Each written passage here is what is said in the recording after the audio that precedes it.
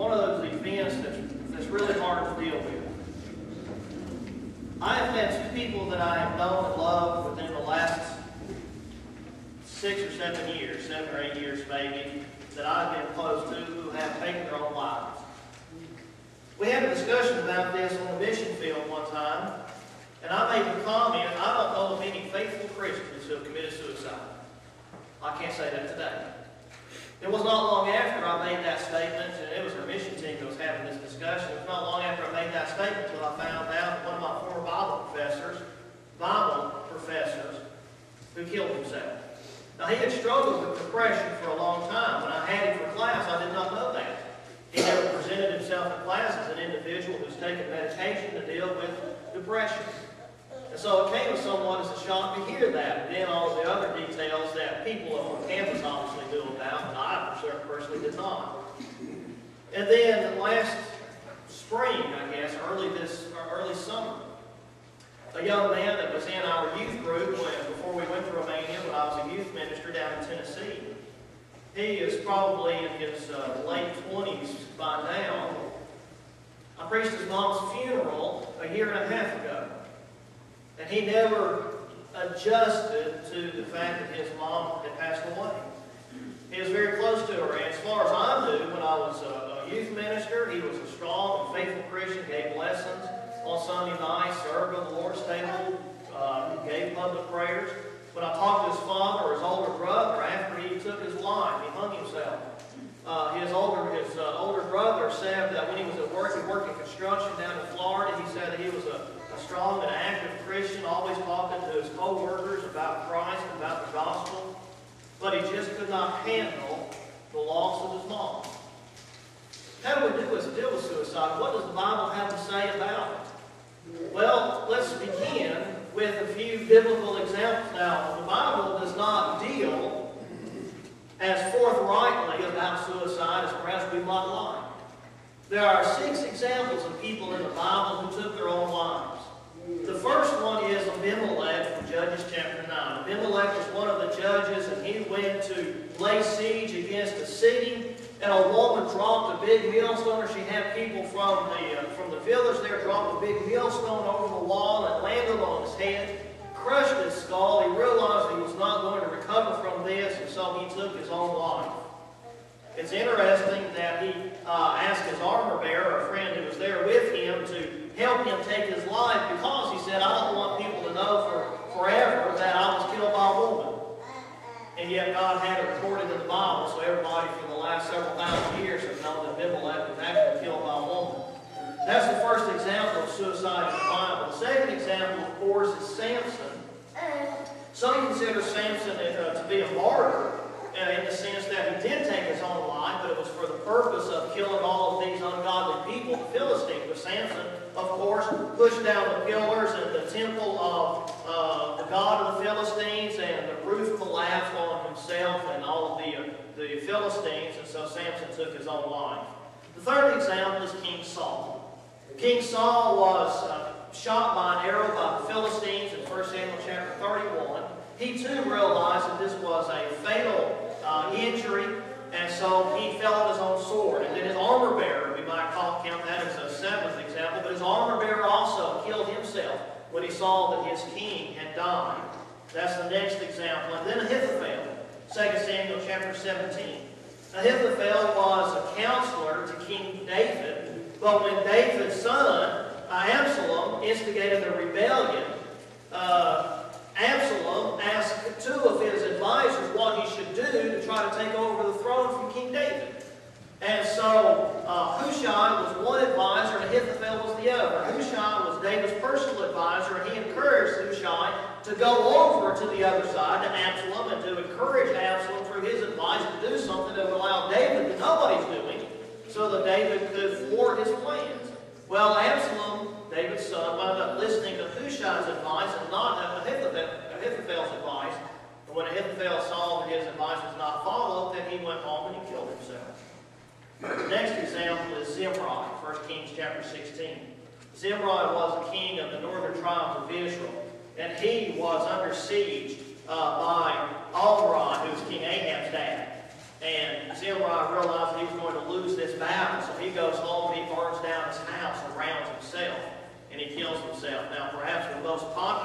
most well-known, I should say, example of suicide in the Bible is that of Judas Iscariot. In Matthew chapter 27, Judas, of course, betrayed Jesus into the hands of the Roman soldiers for 30 pieces of silver. We don't know what was going through Judas' mind when he did that. Some have suggested that Judas was going to receive a whole lot more money, and that the 30 pieces of silver was simply a down payment. Perhaps Judas saw that Jesus was in fact not going to be the military leader or throw off the yoke of the Roman Empire that Judas maybe expected him to be. Or maybe Judas did not realize that when he handed Jesus over to the Roman soldiers that it was not going to lead and end with the death of Jesus. Maybe that's why Judas was disoriented. But be that as it may, when Judas realized what was eventually going to happen, he took the money, gave it back to the chief priests and so forth in the temple, and then he went and hanged himself. Those are the examples of suicide in the Bible. Now, before we move on, let me make this statement, because I think this is probably the question that so many of us have relative to someone who's committed suicide, and that is, what happens to their spirits? How does God judge someone who has committed suicide? Well, I don't know. And the Bible does not tell us. But there are some things that I can suggest to you that I think are based on biblical principles. Number one is that suicide is not the unpardonable sin. The unpardonable sin is defined in the Bible, and it is not defined as suicide. Matthew chapter 12 and Mark chapter 3 is where Jesus talks about the sin that does not have forgiveness in this age, and it is not suicide. Second of all, we understand this principle relative to our children. In this sense that where there is no ability, there is no responsibility. If a child has not reached the level of age and maturity where they are able to understand the gospel message and obey the gospel message, then they don't have the responsibility to obey. Where there's no ability, there is no responsibility. Now, applying that to adults, and I don't know, none of us knows, of what goes through the mind of an individual who succeeds in taking their own life. That's the unfortunate thing about suicide, is that we don't have the opportunity to say, okay, why did you do that? Because they're no longer in this life to explain why they did it. But God knows. And if a person has reached a point, mentally speaking, that they no longer have the ability to think rationally, then I would suggest to you that perhaps they are no longer responsible. Now, they obviously are responsible for their behavior as long as they have their mental faculties and their mental capabilities. As long as they are mentally capable, then they're responsible for their behavior up to that point. But at some point, if they have lost the ability for whatever reason, and many times it's chemical imbalances, we have to recognize those cases sometimes. But if they reach that point where they no longer are able to think clearly or rationally, then I suggest to you that God does not hold them responsible for their behavior. But again, only God knows. And the Bible clearly teaches that God is a just God, a fair God, and a loving God. Now, having said that, let us move on and look at who is it that commits suicide. And I know I have a number of lists looking at this subject from different perspectives, but I think these things that I present to you this morning will help us. To help those, perhaps it helps ourselves, because suicide, of course, begins with being discouraged, being disappointed, and being depressed. So if we struggle with any of those things, this lesson this morning is going to help us. Who is it that commits suicide? These figures are from 2007, so they're a few years old. But in the United States, we had over 34,500 people who committed suicide. Now, more males commit suicide than females. In particular, more teenage boys commit suicide more often than teenage girls. And we've had maybe half a dozen boys in the news over the last 4 or 5 weeks who committed suicide. And half of those are because of their sexual orientation. But teenagers, 11, 12, 13 years old, who committed suicide. Now, the suicide rate among teenagers is quite high. Among those between ages 15 and 24, it's the third leading cause of death. 12.7 per 100,000. That's how statisticians talk about statistics like this. And again, teenage boys have a higher rate of taking their life than teenage girls. This information comes from the National Institute of Mental Health. Now, when we look at this 34,500 people who commit suicide, statistics say that for every one person who is successful in committing suicide, there are 11 who have attempted suicide. So this is a very important subject for us to understand, and especially for us to help people who are struggling. Now, we might think that the suicide rate among teenagers is the highest among age groups, and yet that is not the case. The suicide rate among older people is higher than those of younger people. For people aged 65 and over, the rate of suicide is 14.3 suicides per 100,000 people.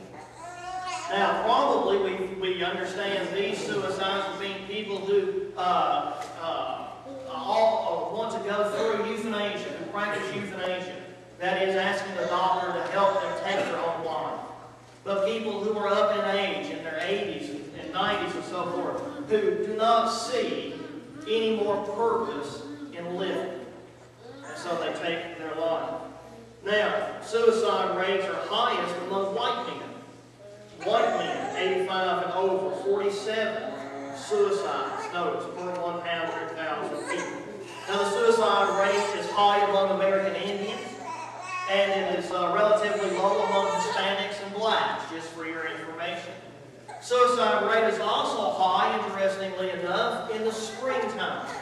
Now, we think in the wintertime, when it's cold outside, you don't get out very much, there's not a lot of warmth, heat from the sun, and brightness from the sun. The wintertime is when people commit suicide, and yet the springtime also sees a high rate because springtime is a time when we see a lot of new growth, a lot of new life. And for most of us, that is a happy time when we've got all of the dark, bleak, cold days of winter behind us.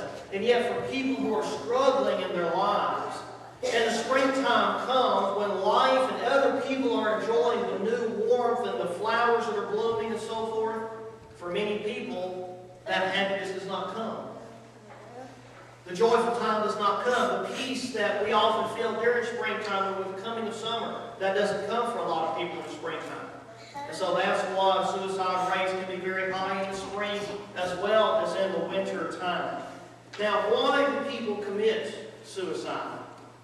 90% of people who commit suicide are suffering again from depression or other mental ailments, and alcohol and other drug abuse is also a very big part of it. But there are, of course, other aspects to the reason why people commit suicide. My Bible professor who committed suicide apparently was suffering from a mental ailment. But that teenager who committed suicide was suffering because he could not deal with the loss of his mom, because his mom passed away.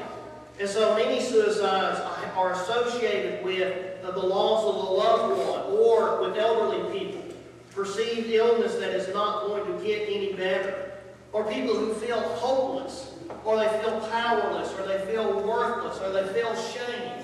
Those teenagers who were practicing or experimenting with homosexuality, the one who was broadcast over the internet, committed suicide because of shame.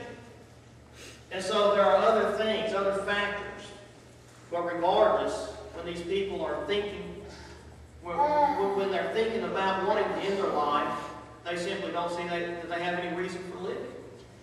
And that's where you and I can step in and help out. There is a reason for living. Let me present some thoughts that comes from Dr. Bill Flatt, who is a counselor, a marriage and family counselor, and in fact, he's the brother of my Bible professor who ended his own life. Some reasons